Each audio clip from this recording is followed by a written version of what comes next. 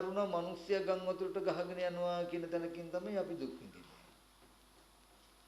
ගම් වතුරට ගහගෙන යට කරගෙන කුඩු කරගෙන ගියේ නෑ මිනිස්සෙක්. ගම් වතුරට ගහගෙන යට කරගෙන කුඩු කරගෙන ගියේ වෙලේ හිටුලා තිබුණු පඹයේ. හැබැයි පඹය ඌතන පඹය බව නොදන්නාකම නිසා ඇති කරගන්න මේ සංයෝජනය මේ තණ්හාවෙන්.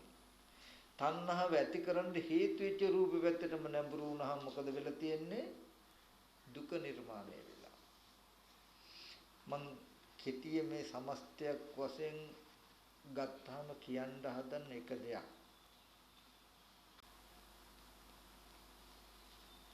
මේ ස්පර්ශ ආයතන හයේම ඇත්ත අනාත්මයි. සත්ව පුද්ගල ආත්ම වූ කිසිවක් නැහැ. ආයතන 6 අරඹයම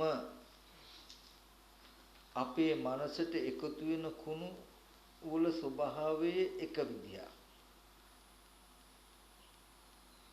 ඇහෙන් රූප දකිනකොට කනෙන් ශබ්ද අහනකොට අපිට ඇති වෙන්නේ ආත්ම සංඥාවක්.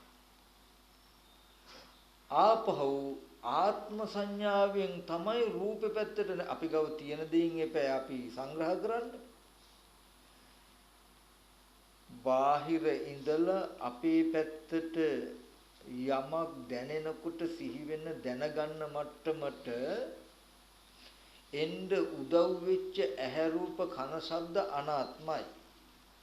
හැබැයි අපිට හම්බ වෙන ඇහැ රූප කන ශබ්ද ආත්මයි. හොඳට මතක තබා ගන්න මේ දේ. මට උපමාවක් ගත්තොත් මට පෙනෙන බිත්තිය සුදු පාටයි. හැබැයි මම බල බිත්තිය දිහා බලනකොට රතු පාටයි. මම කණ්ණාඩියකින් බලන්නේ. මම කණ්ණාඩිය රතු පාට කණ්ණාඩිය පැලඳගෙන ඉන්නේ මම.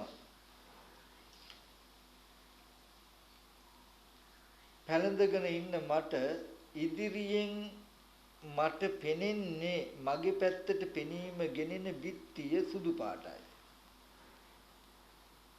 ඒ බිත්තිය පෙනෙන මට බිත්තිය දිහා මම පහු බලනකොට මට රතු පාටයි. තේරෙනවද මං කියන්නේ? මේක කණ්ණාඩියෙන්ම බලලා ජීවත් වෙන මට පෙනෙන්නේ නැහැ. පැත්තක ඉන්න ඕගොල්ලන්ට මන් දිහා බැලුවොත් දෙපැත්තක් පෙනේ, වර්ණ දෙකක් පෙනේ. බිත්තිය සුදු පාට බිත්තිය පෙනෙනකොට හාමුදුරුවෝ ගාව තියෙන කණ්ණාඩියෙන් බලලා හාමුදුරුවෝ රතු පාට බිත්තියක් විඳ ඉන්නව නේද කියලා පෙනේ. ඒ වගේ ඇස් ඉදිරි පිටට ආපු රූපය අනාත්මයි. ඔබ බලන්නේ ආත්ම සංඥාවෙන්, ඒ නිසා ඔබට ආත්මයි. කුණුප කොටස් 32කින් හැදුණු සතර මහා ධාතු රූපේ. ඒ රූපේ දකින්නකොට ඔබට දරුවා කියන සංඥාවක් ආවහම ඔබ ඒ දරුවා කියන ආත්ම සංඥාවෙන් ආත්ම කණ්ණාඩියෙන් ඒ දිහා බලනකොට ඔබට ඒ රූපේ දරුවේ. පැත්තකින් බලන කෙනාට දෙපැත්තක් වෙන්නේ. මොකද්ද දෙපැත්ත? අනාත්ම රූපය ආරම්භය ආත්ම සංඥාවෙන් බලලා ආත්මීය යමක් විඳින්මින් ඉන්න කෙනෙක්. කෙනාටයි ලෝකේ කියන්නේ. රතු පාට කණ්ණාඩියෙන් බලලා රතු පාට බිත්තියක් ගැන සැප දුක් විඳින මගේ මානසික මට්ටමටයි ලෝකේ කියලා කියන්නේ. ඒක මටයි ලෝකේ. මේ බිත්තිය දිහාම නිල් පාට කණ්ණාඩියක් දාගෙන බලලා නිල් පාට විඳින්මින් ඉන්න පුළුවන් කෙනෙක්. අපි කියමු මේ රතු පාට විඳින්මින් ඉන්න මේ මගේ මට්ටමට කාම ලෝකේ කිව්වා. අනිත් කෙනාට කියනවා රූප ලෝකේ කියලා. හැබැයි දෙන්නගේම සිත් පිට ආපු රූප එකයි. කෙනාගේ පැත්තෙන් හැම වෙලාවෙම ලෝකේ කියන්නේ. දකින්න එපා ලෝකයේ කියන එක අම්මා තාත්තා දුව පුතා ඌ ලෝකයක් බාහිරින් දකින්න එපා. මං කියන එක දකින්න. ඕගොල්ලන්ගේ පැත්තේ ලෝකේ. ඕගොල්ලන්ටයි වටින්නේ. ඕගොල්ලන්ටයි අම්මා. මට අම්මා නෙමෙයි. වාටයි පුතා. වාටයි දුව. වාටයි ඒ වස්තුවේ අයිතිය. මට නෙමෙයි අයිතිය, මගේ නෙමෙයි දුව, මගේ නෙමෙයි පුතා. මගේ අවිද්‍යාවේ හැටියට මට තව කෙනෙක්. හැබැයි යථාර්ථයට අනුව මට ඒක සතර මහා ධාතු රූපයක්. සතර මහා ධාතු ඇසුරු කරගෙන තියෙන වර්ණ සටහන. ඒ අරබය ආත්ම සංඥාවෙන්, කාම සංඥාවෙන්, ආත්ම සංඥාව කාම සංඥාව උපදවාගෙන ආත්ම සංඥාවෙන් කාම සංඥාවෙන් බලලා පුද්ගලයෝ එක්ක කාම බඩු එක්ක ඔබ ජීවත් වෙයි. නමුත් බාහිර ලෝකේ ශුන්‍යයි. මේ කෙටියෙන් කියන්නේ ඒ කාරණාව. ඔබ කිසි වෙලාවක මේ තියෙන දෙයින් මිදෙන්න හදන්න එපා. ඔබ අද මේ චතුරාර්ය සත්‍ය නොදන්නකොට කරන්නේ අම්මා තාත්තා දුව පුතා සහෝදරයෝ ලෙඩ වෙච්ච මහලු වෙච්ච මැරිච්ච දුකෙන් මිදෙන්න හදනවා. ඒ දුකෙන් මිදෙන්නයි ඔබ භාවනා කරන්නේ.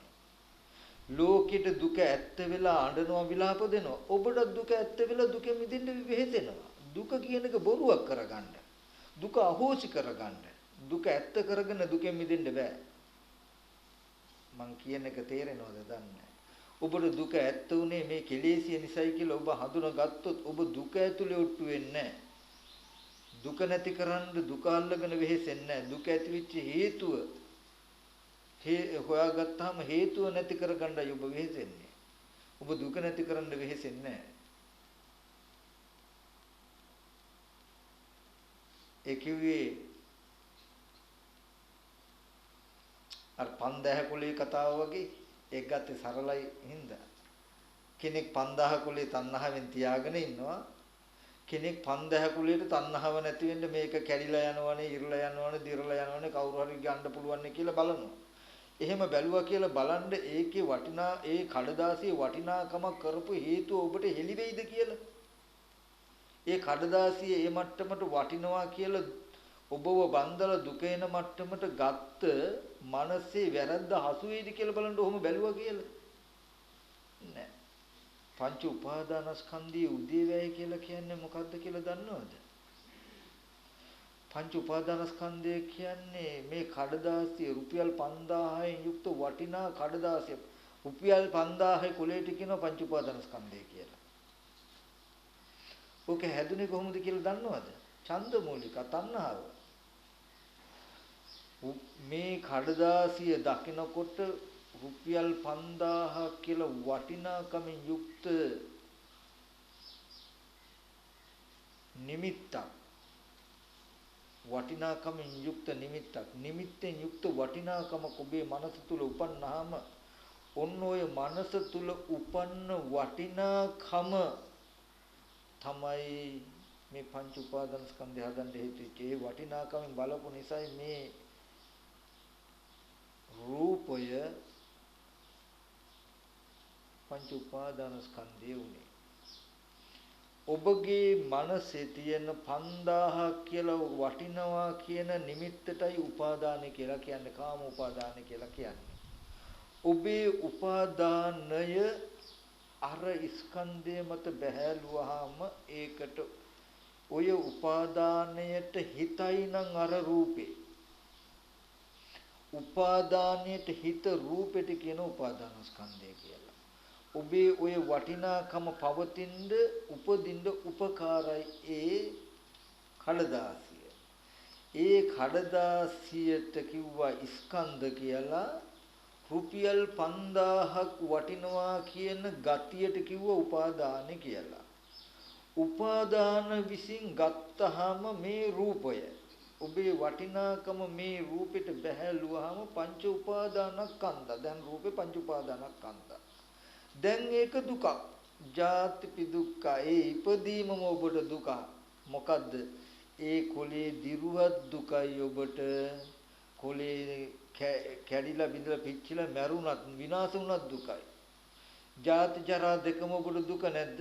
ජරා මරණ දෙක දුක නැද්ද? ඒ කඩදාසි කොලේ දිරුවත් ඔබට දුක එනවද නැද්ද? දුක එනවා. ඒ ජරාව ඔබට දුක උනේ ඇයි? තණ්හාව නිසායි. ඒ කුලේ මේ ඉරුණොත් පිච්චුණොත් නැති වුණොත් කෙනෙක් මරනවා වගේ. ඒත් ඔබට දුකේ. දුකට හේතුව තණ්හාව.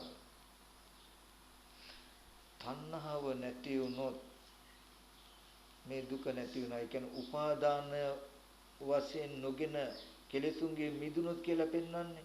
නච්ච කිංචි ලෝකේ උපාදීයති. ඔබ කිසිම රූපයක් උපාදාන වශයෙන් නොගත්තොත් මේ තණ්හාව අපහු කිසිම රූපයකට සද්දයකට බැස නොගත්තොත් ඔබ කෙලෙස් පිරිනිවීමෙන් පිරිනිවියා කියනවා. එහෙම උපාදාන වශයෙන් නොගන්න නම් පංච උපාදානස්කන්ධ දුකෙන් ඔබ මිදෙන්න නම් මේ තණ්හාව නැති කළ යුතුයි. තණ්හාව නැති කරන්න නම් මොකද වෙන්න ඕනේ? මේ තණ්හාව ඒ ස්කන්ධ ටික ඇසුරු නොකරන්න ඕනේ. තණ්හාව ස්කන්ධ ටික ඇසුරු කරන තාක් තණ්හාව පවතී. 5000ක් කියා රූපේ දිහා බලන ගානේ හිතේ 5000 කියන ගතිය වර්ධනය වෙනවා මිසක ගෙවෙනවද? ගෙවෙන්නේ නැහැ. ඔබ අන්තිමට 5000ක් නෙමේ පරිහරණය කරලා තියෙන උපාදානයක් පරිහරණය කරලා තියෙන. ඔබ තණ්හාව පරිහරණය කරලා තියෙන. ඔබ ආශ්‍රවයක් පරිහරණය කරලා තියෙන. ඔබ මේ ජීවිතයේ සල්ලි නෙමේ හම්බ කරන්නේ සසර භවයට පැවැත්මට අවශ්‍ය කාසිය එකතු කරලා තියෙන. තණ්හා උපාදාන කියන සංසාර ගමනට අවශ්‍ය කාසිය එකතු කරලා තියෙනවා. එතකොට උපාදාන නිරෝධෝ භව නිරෝධා කියලා කියන්නේ ඔබට මේ තණ්හාව නැතිවෙත් බාහිර සල්ලි පෙන්වන කමක් හම්බ වෙන්නේ නැති වෙයි. ඒ නිසා මෙන්න මේ කෙටියෙන් ගත්තාම ඔන්න ඔය දර්ශනය මට ඕගොල්ලන්ට මේ පෙන්වන්න ඕනකම තියෙන්නේ බුදුහාමුදුරුවෝ ලෝකේ පහළ නොවුනහම සද්ධර්මයේ නැති කාලේ බෞද්ධ නොවන ලෝකේ ස්පර්ශ ආයතන 6 පැත්තේම ලෝකයක් දක්මින් ලෝකයක ජීවත් වෙනවා. මේකටයි ලෝකෙ කිව්වේ. හැබැයි බෞද්ධ කෙනා ගොඩාක් වෙනස්. එයා ලෝකේ හැටි කොහොමද කියලා දන්නවා. ලෝකයක් දන්නවා. ලෝකේ හැදුන හැටිත් දන්නවා. ලෝක නිරෝධ කරන්නත් දන්නවා එයා. එයා දන්නවා මේ ලෝකයට අම්මා තාත්තා දුව පුතා ගෙවල් දොරවල් යාන වාහන ඉඩකඩම් මිල මුදල් මේ හම්බ වෙන මට්ටම රුපියල් 5000 කොලයක් හම්බ වෙන මට්ටම තමයි ලෝකෙ කියලා දන්නවා. එයා ඒක තමයි ලෝකේ. ලෝකේ හැදුන හැටිත් දන්නවා. ඇස් ඉදිරි පිට රූපයක් එනකොට රූපය ඇත්ත නොදන්නාකම නිසා වටිනාකමින් යුක්ත 5000 කියන නිමිත්තක් සිටී ඇති වුනහම ඇති වෙච්ච නිමිත්ත මේ රූපෙට නැඹුරු කළ එකයි ලෝකෙ ඇති වෙන්න හේතුව. මේ තණ්හාවයි ලෝකෙ ඇති වෙන්න හේතුව කියලා දන්නවා. රූපේ ඇත්ත දැක්කොත් වටිනාකමින් යුක්ත නිමිති මනසේ උපදින්නේ නැහැ. 5000 කියන මේ නිමිත්ත මනසේ උපදින මේ රූපයට බැහැලුවේ නැත්තම්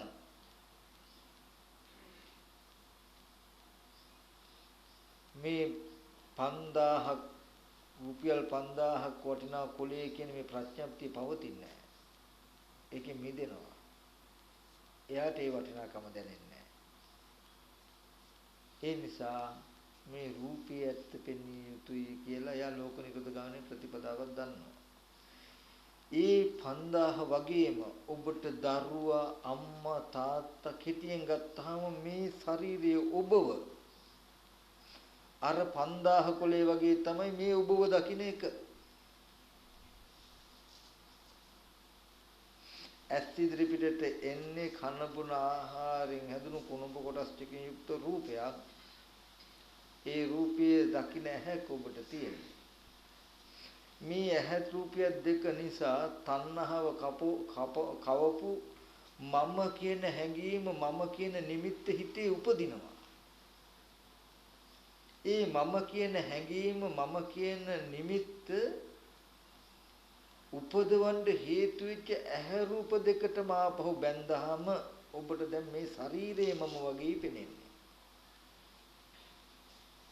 අර 5000ට වෙච්ච දේම තමයි වෙලා තියෙන්නේ. දැන් ඔබට මේ ශරීරයේ මම වගේ වෙලා තියෙන්නේ.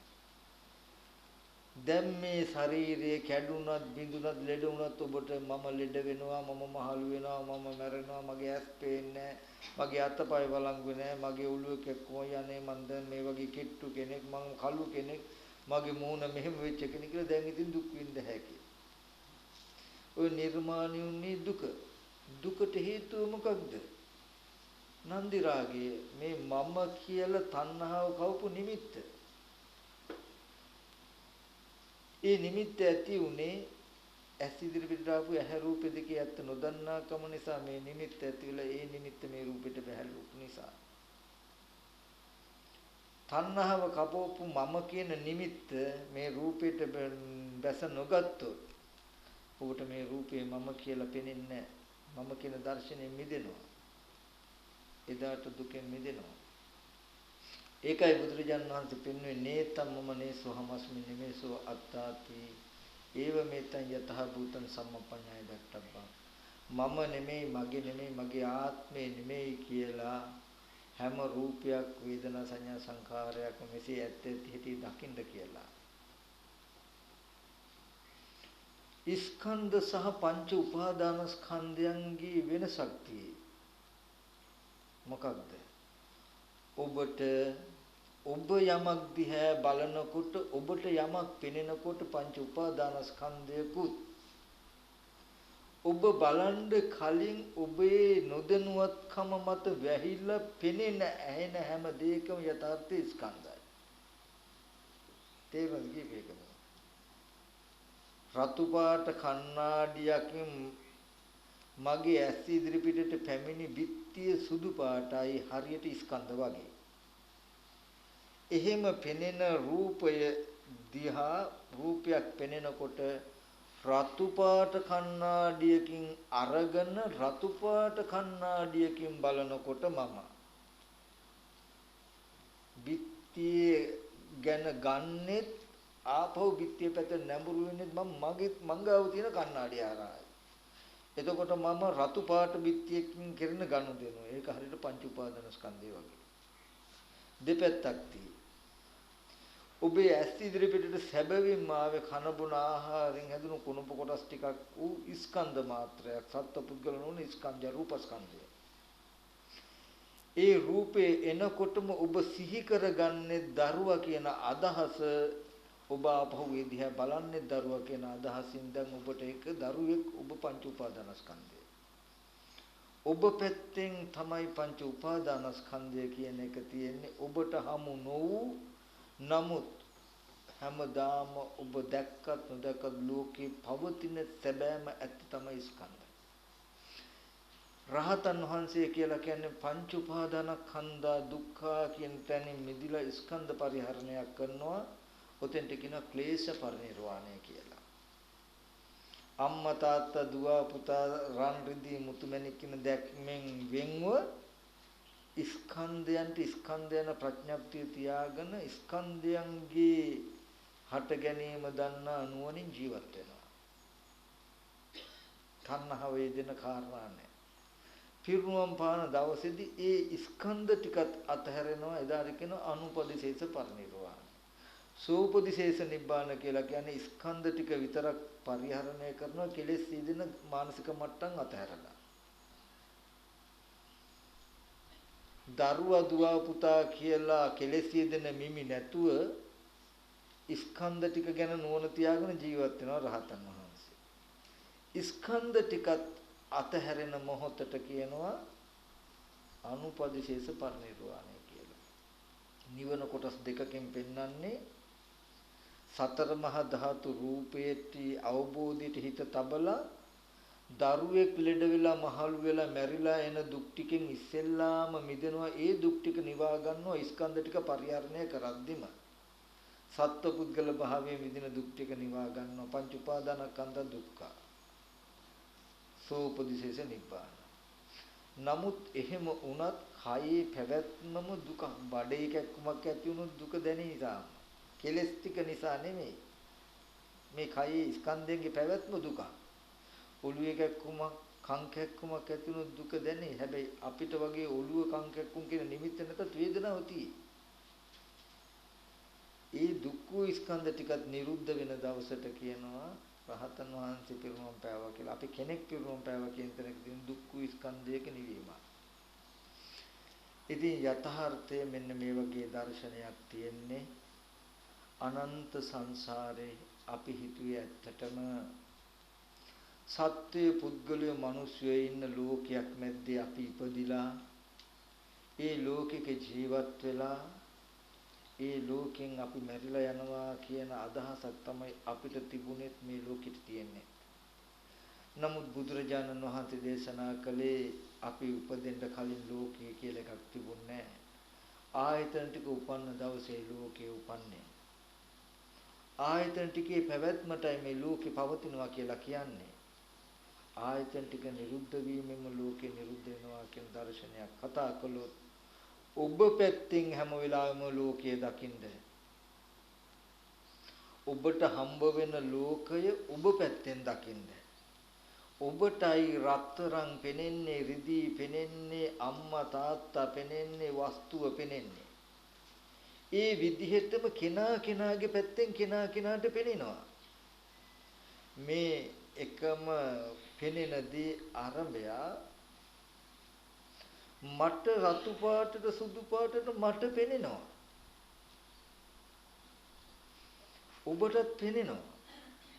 මේක කෙනා කෙනාගේ පෙනෙන පැත්තෙන්. හැබැයි තියෙන දේ පෙනෙනවා නෙමෙයි. අපි බලන ආකාරයට පෙනෙන්නේ අර බිත්තිය ඔහොම තියෙද්දි අපි කණ්ණාඩි රතු පාට කණ්ණාඩි 100ක් විතර ගෙනල්ලා අපි ඔක්කොමලා බැලුවොත් ඕක දිහා ඔක්කොටම පෙනෙයි මොකක්ද? බිත්තිය රතු පාටට. රතු පාටට පෙනෙන හින්දා අපි අතර කලකෝලහලයක් නැහැ, කවුරුත් එකඟයි. හැබැයි එක්කෙනෙක්වත් ඒකේ තියෙන යථාර්ථය නෙමෙයි දකින්නේ. ඒ හින්දා අවිද්‍යාවේ ඇහෙන් කාම මට්ටමට අපි ඔක්කොම එකඟයි. නමුත් මේ එක්කෙනෙක්වත් යථාර්ථය නෙමෙයි දකින්නේ. යථාර්ථයට සාපේක්ෂවයි මේ බලන දේ වැරදි කියලා කියන්නේ. ඉතින් මෙන්න මේ වගේ දර්ශනයක් තියෙනවා තේරුම් කරගන්න. මට තේරෙන විදිහට මම මේ එක පැතිකඩකින් ටිකක් කිව්වට මේක ලිහිල් කළා, සරල කළා, පැහැදිලි කළා ඕගලන්ට තේරුම් ගන්න තමයි අභිධර්මයේ තියෙන්නේ. හැබැයි වර්තමානයේ බොරු කරන ක්‍රමයට නෙවෙයි. චිත්ත වීති ඉගෙන ගත්තා කියලා එහෙම නැතිනම් මේ චිත්ත කාණ්ඩ ඉගෙන ගත්තා කියලා ඕගොල්ලන්ගේ කෙලෙස් ගෙවෙන්නේ නැහැ. ඕගොල්ලන්ට මොකද වෙන්නේ? තව දැනුමක් එකතු වෙයි ඉගෙනගත්ත පුද්ගලයෙක් බිහි වෙයි එච්චරයි. නමුත් ධම්ම සංගණීය ඉගෙන ගන්න කියලා මම මතක් කරනවා කොහොමද? ඇහැ කියන්නේ මොකක්ද? රූපය කියන්නේ මොකක්ද? කන කියන්නේ මොකක්ද? ශබ්දය කියන්නේ මොකක්ද? බුදුරජාණන් වහන්සේ පෙන්වලා තියෙයි. ධම්ම සංගණීය ඉගෙනගත්ත පමණකින් චුල්ලසෝතපන්නයි කියලා කියනවා. මෙන්න මේ ටික ඉගෙන ගත්තොත් මේ ලෝකයේ අනාත්ම ස්වභාවය හොඳට විවර කරලා දෙනවා. ඔබට ඇස් ඉදිරි පිටට ඔබ දැක්කත් නොදැක්කත් ඇස් ඉදිරි පිටට එන රූපේ සැබෑම ඇත්ත මොකද්ද කියන එක පෙන්වන්නේ අභිධර්මයෙන්. ඔබට පෙනෙන ඇහි ඇත්ත සැබෑම ඇත්ත මොකද්ද කියන එක පෙන්වන්නේ අභිධර්මයෙන්. ඒ ටික තේරුම් ගත්ත නිසා තමයි මටත් තේරුනේ ඇත්තටම ටීවී එකේ පෙනෙන රූප වගේ රූප නේද එහෙනම් මේ පෙන්වන්නේ. මේ ඔක්කොම අභිධර්මයට හිත තබුවාම තමයි පෙන්වන්නේ. ටීවී එකේ පෙනෙන රූපේ කෙනෙක් නෙමෙයි කියලා අපිටවත් හිතුන්නේ නැහැ නේ උච්චරව බලලා. එතකොට මේ සැබෑවටම පෙනෙන එක කොහෙ පෙනෙන්නේ? සැබෑවයි කියලා. අච්චර පෙනෙන එකෙත් පෙනෙන්නේ නැතුව. ඒ ධම්මසංගණීය කරනකොට තමයි තේරුනේ ටීවී එකේ පෙනෙන රූප මට්ටම නේද රූපවල ඇත්ත කියලා පෙන්වන්නේ. අනාත්මයි කියලා පෙන්වන්නේ. මේ හැම රූපයක්ම එහෙනම් ඒ මට්ටම නේද කියලා පන්න ඒ ටික රූපේ අනාත්මයි කියලා දකිනකොට තමයි ශක්තියක් ධෛර්යයක් එයාට එන්නේ. එහෙනම් ආත්ම සංඥාව මනස පිළිබඳ ඌවක්මයි කියන එකට ලොකු හයියක් එන්නේ. ඒ තාක් අපිට පෙනෙන්නේ මෙහි ආත්මයි වගේමයි. බාහිර රූපේ ආත්මයි වගේමයි. රූපය අනාත්මයි කියන එක හොඳට පැහැදිලි වුණාම තේරෙනවා ආත්ම සංඥාව මනස පිළිබඳ වූවා. එහෙනම් මනස පිළිබඳ වූවක් ඌ කෙලෙසේ රූපේ මත පතිත වෙලා මේ දුක නිර්මාණය කරලා තියෙන කියන උත්තර ටික එනවා. ඒ නිසා මේ මම කතා කරන දේශනාවේ සම්පූර්ණ හරය අන්තර්ගතය අභිධර්මය. ඕගොල්ලෝ අහලා ඇති බුදුහාමුදුරන්ගේ කාලේ ධර්ම විනය කියලා දෙකක් විතරයි තිබුණේ. අභිධර්මය කියලා එකක් ඕනේ තිබුණෙත් නැහැ ඕනෙත් නැහැ කිව්වා. අද කවුරුත් ප්‍රතික්ෂේප කරන්නේත් නැහැ. ගොඩක් දෙනෙක් අභිධර්මය පිළි නොගන්නේ එදා අභිධර්මය තිබුණ නැහැ කියලානේ. ඇත්ත. ධර්මය අවබෝධ වෙච්ච කෙනෙකුගේ මනසට පෙනෙන මට්ටමටයි අභිධර්මය කියන්නේ. එහෙම අවබෝධ වෙච්ච මනසකින් කතා කරන කෙනා දේශනා කරන දේශනාවල් තුල අන්තර්ගතය අභිධර්මය. මගේ බණ අහන අය ඕගොල්ලෝ දන්නේ නැති ඇති ඕගොල්ලෝ මේ ඉගෙන ගන්නේ ධම්මසංගණය කියලා. ඕගොල්ලෝ අභිධර්ම ඉගෙන ගන්න කියලා. බණ අහන ඕගොල්ලන්ට හම්බෙන්නේ ධර්ම විනය විතරයි. නමුත් ඕගොල්ලන්ව සාමාන්‍ය ලෝකේ ජීවත් වෙන මට්ටමෙන් ඔබට ගන්න මට තියෙන එකම හයි අභිධර්මය. මේ ටික දන්නේ නැති කෙනෙක් තමයි අභිධර්මයේ නිවන් දකින්න ඕනේ නැහැ කියන්නේ. කරන දේශනාවකට අභිධර්මයේ පෙන්නන අර්ථය ගටිත කරලා පෙන්වන්න නොදන්න තාක් එයාට ඕගොල්ලන්ගේ මනසේ වෙනසක් කරන්න බෑ. ඕගොල්ලන් මේ ලෝකෙන් එළියට ගන්න එයා සමත් වෙන්නේ නැහැ.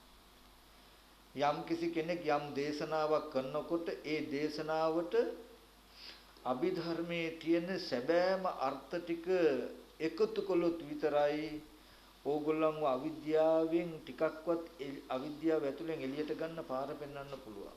මම මේ ටික මතක් කළේ ගොඩක් දෙනෙක් කියනවා අභිධර්මය කියන එක බුද්ධ භාෂිතයක් නෙමෙයි අභිධර්මය ඕනේ නැහැ කියලා. අභිධර්මය ඕනේ නැහැ කියන්නේ නිවන් දකින්න ඕනේ නැහැ කියනවා වගේ.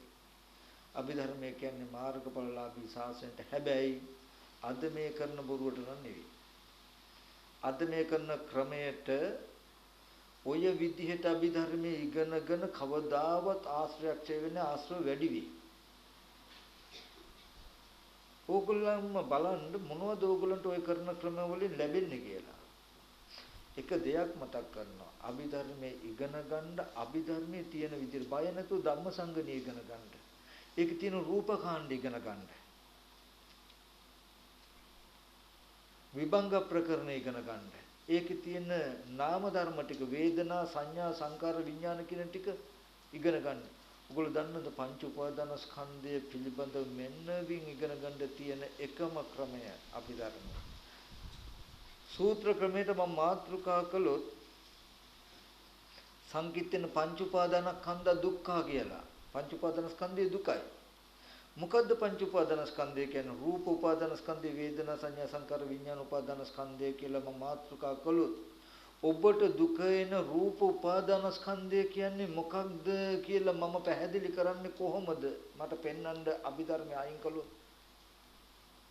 රූප උපාදානස්කන්ධය කියන්නේ ඇහැ රූප කන ශබ්ද නාසය ගන්ධය දිව රස කය පොට්ටබ්බ කියලා ඒවැ ප්‍රභේද සහගතව ඔබට උගන්වන්න තියෙන එකම පරයය තමයි අභිධර්ම. මේ ධර්මයෙන් කළ මාතෘකාව විශේෂයෙන් විස්තර විසින් පෙන්විය හැකි දෙයටයි අභිධර්මය කියලා කියන්නේ. ඒ නිසා අභිධර්මය කියලා කියන්නේ නිවන් දකින්න කෙනා අවශ්‍යම දත යුතු ඉගෙනගත යුතු දේ කියන එක මතක් කරනවා. හැබැයි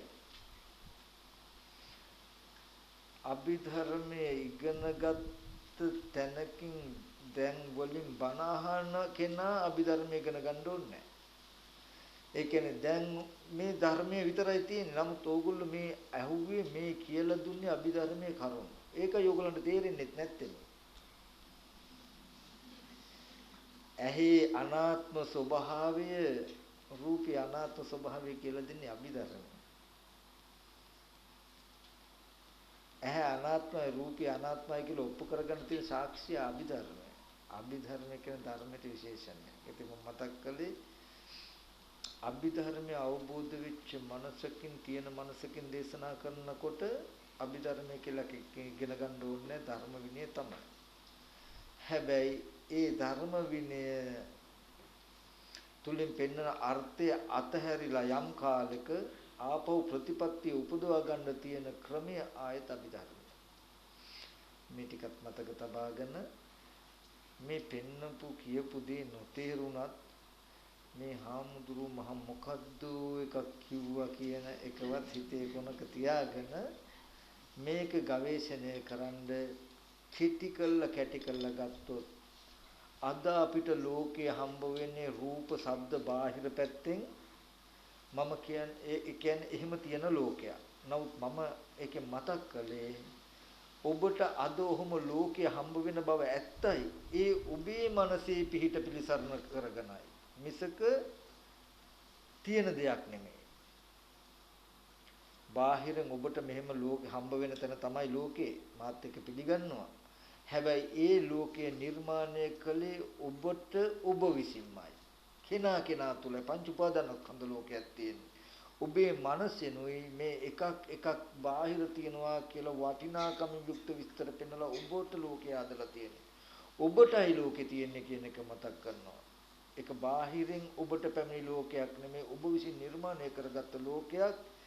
ඒ ලෝකය අවලංගු කරගත හැකි ඔබට නිරුද්ධ කරගත හැකි ඔබට ඒකට ක්‍රමය තමයි ඔබ විසින් නිර්මාණය කරගත්ත ලෝකය පවතින තැනක තියෙන සැබෑම ස්වභාවයේ හිත තබන්න ඔබට හමු වෙන ස්වභාවයට නැතුව ඔබට හම්බ වෙන්නේ ආත්මව නම් ඒ ආත්මව හම්බ වෙන තැනක තියෙන අනාත්ම ස්වභාවය නිතරම මෙනෙහි කරන්න.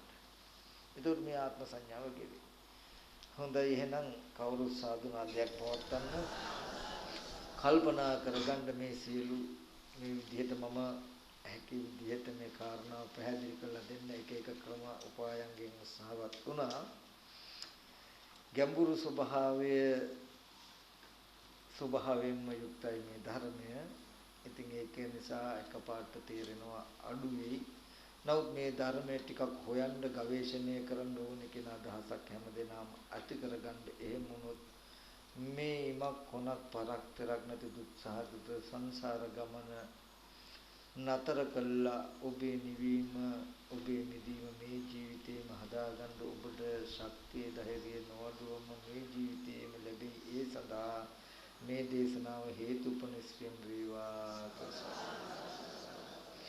ඒ වගේම කල්පනා කරගන්න හොඳයි ගෙවල් දොරවල් වල කටයුතු කාරණා තිබුණත් ඒ හැම දෙයක්ම පැත්තකින් තබලා තුන්රුවන් කිරේ පැහැදීමෙන් මේ ස්ථානට ඇවිල්ලා සද්ධර්ම ශ්‍රවණය කළා. මේ ධර්මයෙන් විදක් ශ්‍රවණය කළා බොහෝ කුසල් සිද්ධ කරගත්තා.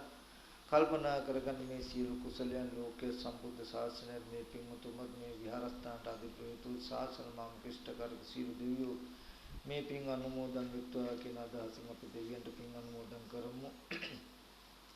ආකාසට්ටා ච බුම්මට්ටා දේවා නාග මහිද්దికා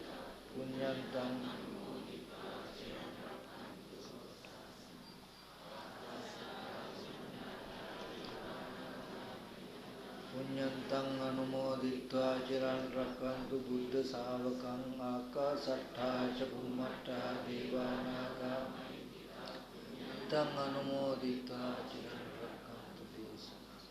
ඒ වගේම මේ සියලු කුසල ධර්මයන් මේ පින්වතුන්ට කරගන්න හම්බ වෙන්නේ අපිට සිද්ධ කරගන්න පුළුවන්